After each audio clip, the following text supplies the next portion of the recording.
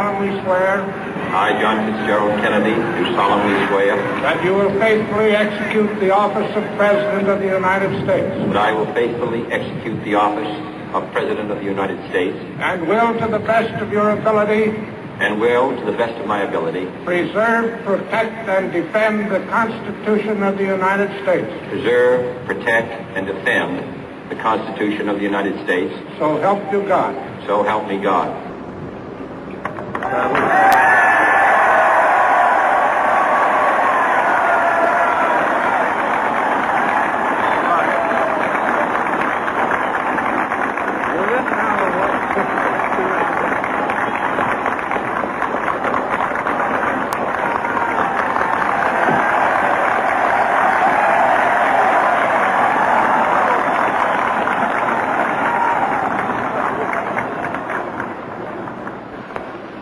Vice President Johnson, Mr. Speaker, Mr. Chief Justice, President Eisenhower, Vice President Nixon, President Truman, Reverend clergy, fellow citizens.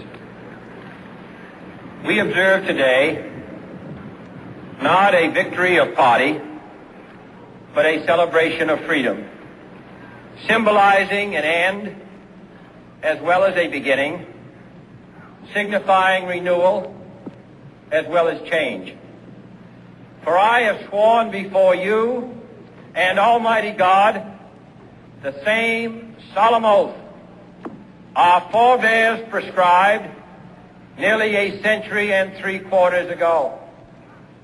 The world is very different now, for man holds in his mortal hands the power to abolish all forms of human poverty and all forms of human life. And yet the same revolutionary beliefs for which our forebears fought are still at issue around the globe. The belief that the rights of man come not from the generosity of the state, but from the hand of God. We dare not forget today that we are the heirs of that first revolution. Let the word go forth from this time and place to friend and foe alike that the torch has been passed to a new generation of Americans born in this century, tempered by war, disciplined by a hard and bitter peace, proud of our ancient heritage, and unwilling to witness or permit the slow undoing of those human rights to which this nation has always been committed and to which we are committed today at home and around the world.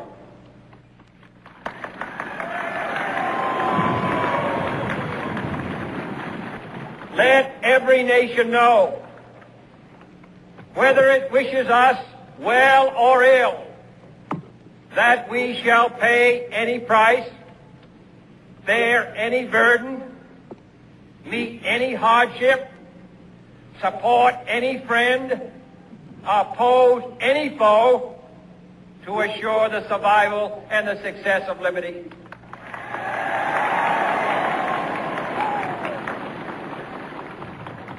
This much we pledge and more. To those old allies whose cultural and spiritual origins we share, we pledge the loyalty of faithful friends. United, there is little we cannot do in a host of cooperative ventures. Divided, there is little we can do, for we dare not meet a powerful challenge at odds and split asunder.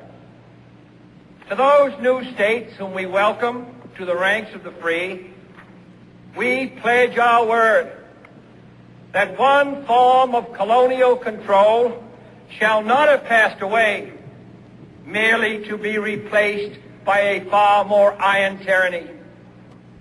We shall not always expect to find them supporting our view, but we shall always hope to find them strongly supporting their own freedom, and to remember that in the past, those who foolishly sought power by riding the back of the tiger ended up inside.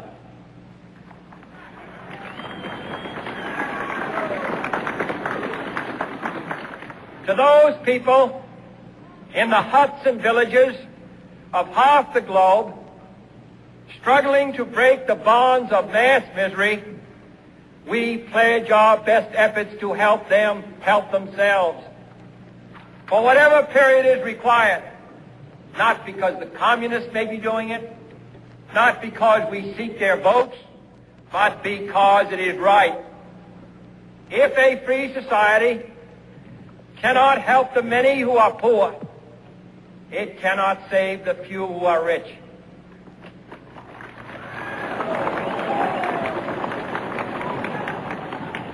To our sister republics south of our border, we offer a special pledge to convert our good words into good deeds, in a new alliance for progress, to assist free men and free governments in casting off the chains of poverty. But this peaceful revolution of hope cannot become the prey of hostile powers. Let all our neighbors know that we shall join with them to oppose aggression or subversion anywhere in the Americas. And let every other power know that this hemisphere intends to remain the master of its own house.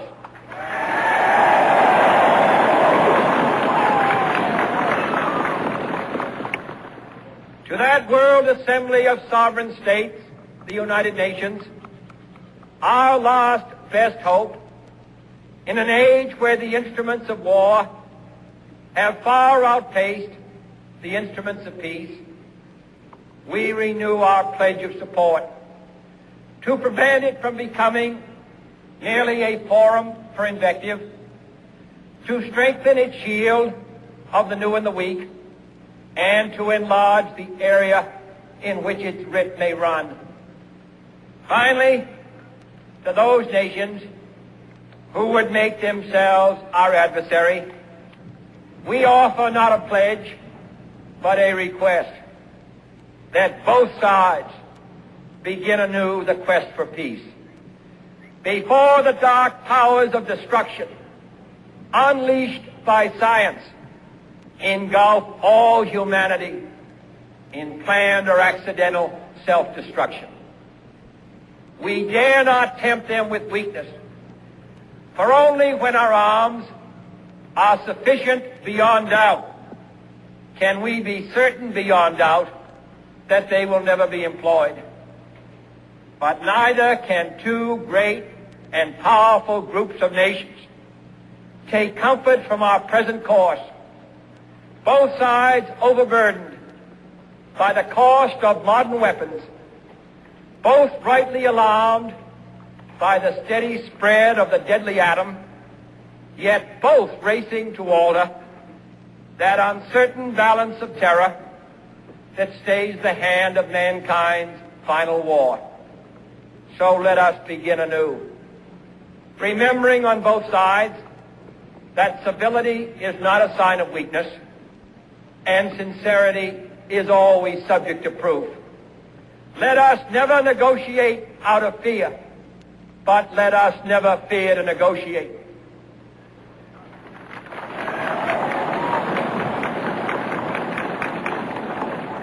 Let both sides explore what problems unite us, instead of belaboring those problems which divide us.